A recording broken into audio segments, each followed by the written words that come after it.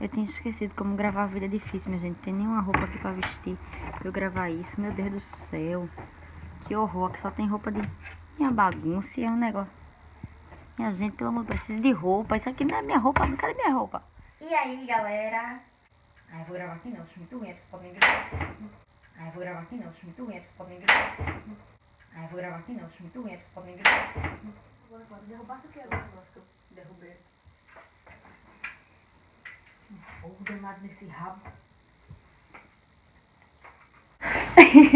Oxi. Agora os vídeos saem, né? Tô tentando gravar 10 anos aqui. Tô suando já, tô suando. Gosto de não ficar só, não fico suada, preguei. Gente, então eu vou gravar de pijama mesmo, porque eu só achei o pijama pra gravar. Então eu vou gravar de pijama. Então, esse vídeo foi mais uma apresentação mesmo do canal.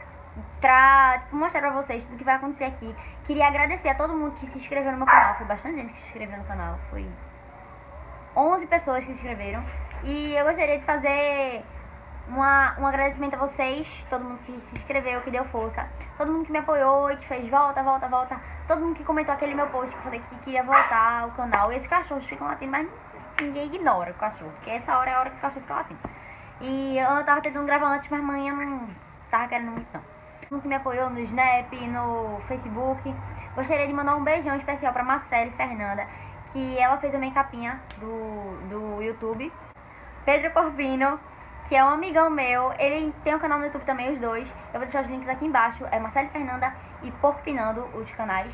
Então entrem lá, se inscrevam nos canais dele, que os canais são mara. Muito obrigada a todos vocês que vão me acompanhar, que estão me acompanhando e que estão me dando força nessa nova jornada desse hobby maravilhoso que é gravar vídeo pro YouTube. E aí vai a minha comemoração de especial de 1 inscrito. Tá, 1 inscrito não, vai. Especial de 11 inscritos.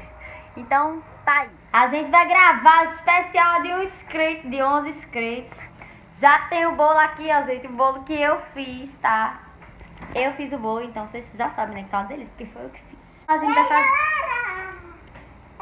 A pessoa quer aparecer a todo custo, tá? Todo custo, porque não tem um canal, né? Tu quer ter um canal? Quero. Então faz um.